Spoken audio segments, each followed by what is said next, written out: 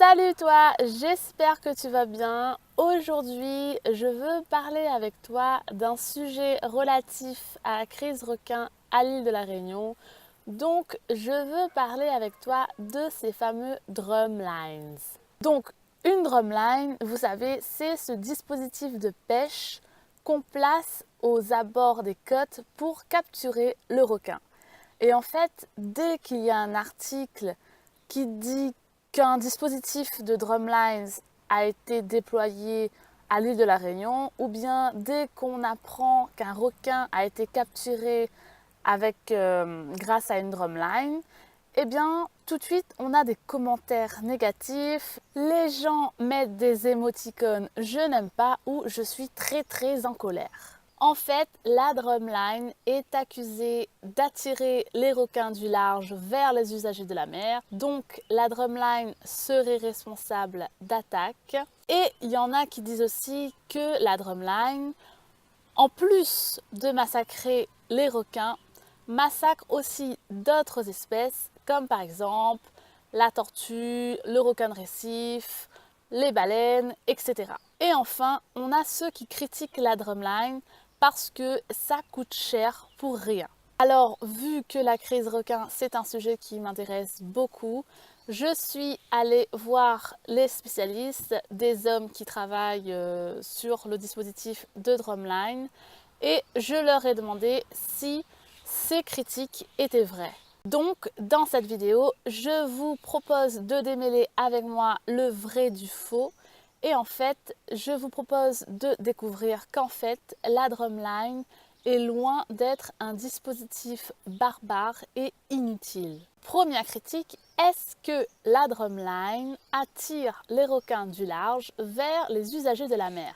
En fait, le fait que la drumline attire des requins du large vers les usagers de la mer, ce serait une légende urbaine, ce serait complètement faux.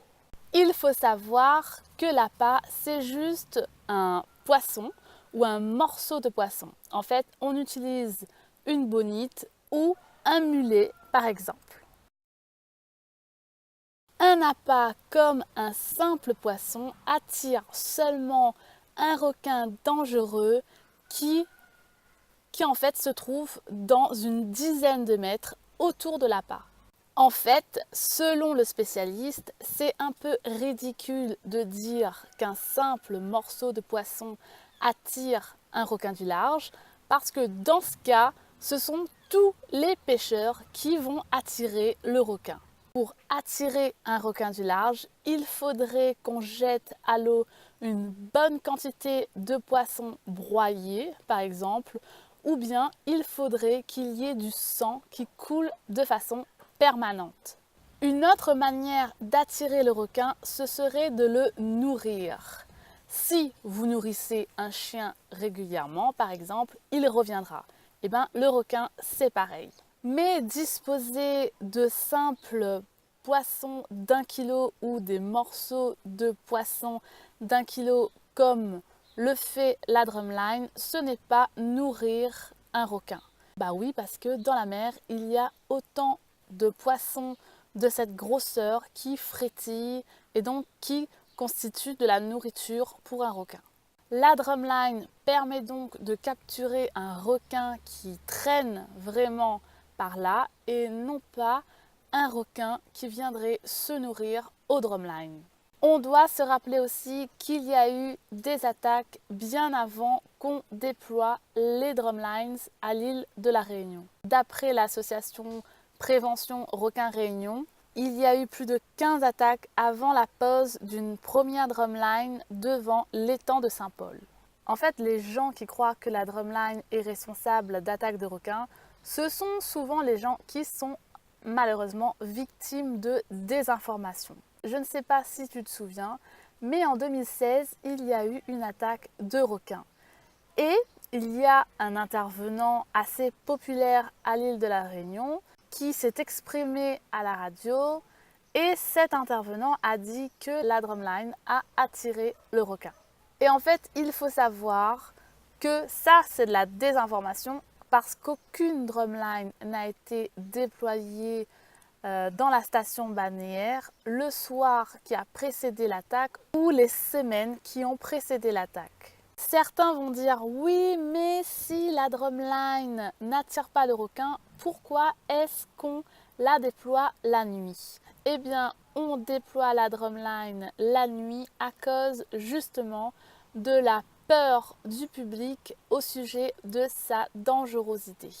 La deuxième critique au sujet de la drumline, c'est que ce dispositif capture des espèces autres que le requin et que donc le dispositif peut capturer des espèces protégées comme la tortue, même la baleine ou encore le requin de récif, etc. Alors aujourd'hui, les drumlines, ce sont en fait des smart drumlines.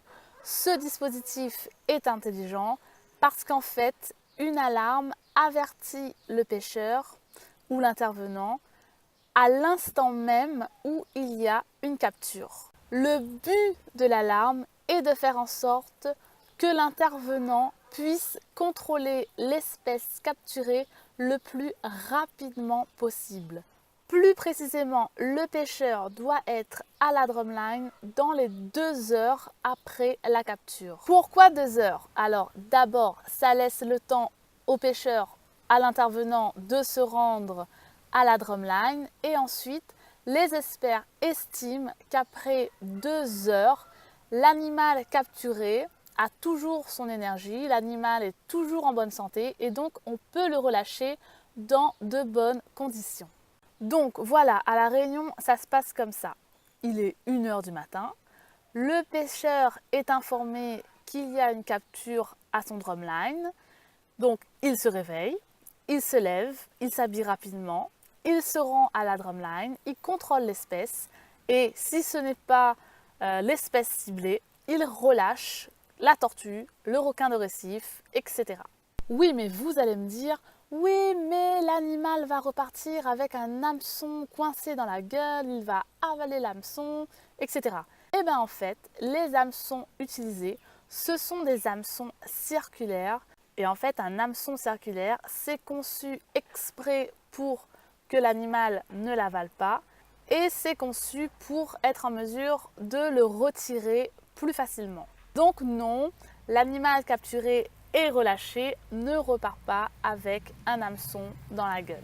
Une autre critique, c'est le fait que la drumline massacre les requins. Alors en fait, moi je pensais que le but de la drumline, c'était de capturer tous les requins tigres et bulldogs qui circulaient autour de la Réunion. Eh ben non, il faut savoir qu'on capture les requins tigres seulement de plus d'1,5 m de long et qu'on capture les requins bulldogs de plus de 2,5 m de long. Pourquoi? Parce que les petits individus ne représentent pas le même danger qu'un requin de 3 mètres de long par exemple. Et là encore, le but, ce n'est pas de capturer tous les grands requins tigres et les grands requins bulldogs qui circulent autour de la Réunion. Parce qu'en fait, ce ne sont pas tous les grands requins qui attaquent les usagers de la mer. En fait, normalement, un requin qui passe au loin de la zone balnéaire, eh ben, il est craintif. Il ne va pas s'approcher et il ne va pas attaquer. Seul un requin qui a établi son territoire devant la zone balnéaire ou devant le spot, eh ben, c'est lui qui va attaquer. En fait, en s'établissant devant la zone balnéaire, eh ben, petit à petit, il va s'avancer, petit à petit, il va se rapprocher des hommes et de moins en moins, le requin sera craintif. Alors là, on va pouvoir dire que ce n'est pas une erreur de sa part et qu'il a attaqué pour manger. D'ailleurs, le type de blessure montre bien que le requin, il attaque pour manger parce que ce ne sont pas des morsures exploratoires. Le requin, il va arracher un membre, il ne va pas relâcher en fait, comme s'il s'était trompé. Il va vraiment repartir avec un membre ou repartir avec ce qu'il peut en fait. En plus, un requin qui déchire sa victime, c'est un requin qui mémorise le goût du sang humain et qui y prend goût. Donc on a tout intérêt à poser des drumlines et de capturer ce requin pour éviter de nouvelles attaques par ce même requin. On veut capturer le requin qui a grandi ici, qui s'est installé ici. On veut capturer celui-ci et pas les autres. Il faut savoir que le requin tigre ou le requin bulldog, ils se sont installés à proximité des zones balnéaires depuis environ 6 ans. Mais avant, ce n'était pas leur place. Avant, c'était la place des requins de récif. Et en fait, le requin de récif, c'était une barrière naturelle aux requins bulldog et aux requins tigres. La drumline vise, comme le requin de récif, à constituer une barrière aux requins bulldog et aux requins tigres. On critique aussi la drumline parce que ça coûte cher. Mais oui, le dispositif Drumlines a un coût et l'expert m'a expliqué pourquoi. Donc bien sûr, il faut acheter le dispositif basique comme la ligne de pêche, les hameçons, il faut acheter les bouées. Quand le requin est prélevé, on le met dans un frigo et on le transporte, donc il faut payer le transport et le frigo. Ensuite, comme on veut protéger les espèces non ciblées, il faut acheter le dispositif SMART, donc tout ce système d'alarme. Quand il y a prélèvement, on fait de la valorisation scientifique, c'est-à-dire qu'on essaie au mieux de faire en sorte que la mort d'un animal contribue à faire avancer la science. Donc, on doit payer un vétérinaire et des scientifiques qui vont étudier l'animal ou les échantillons.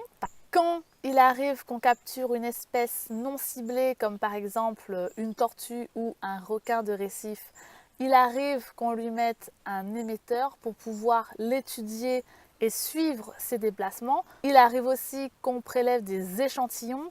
Donc là encore, on va payer des intervenants pour étudier et mieux comprendre l'animal. C'est la fin de cette vidéo. Je ne sais pas si ton avis au sujet de la drumline a changé. N'hésite pas à partager ton avis et ton sentiment en commentaire. Merci à toi pour ton intérêt. D'ailleurs, si tu souhaites mieux comprendre la crise requin à l'île de la Réunion, le livre de Jean-François Nativel t'aidera à te positionner de façon plus intelligente. Comme moi, tu peux suivre aussi l'association Prévention Requin Réunion ou l'association OPR Océan Prévention Réunion.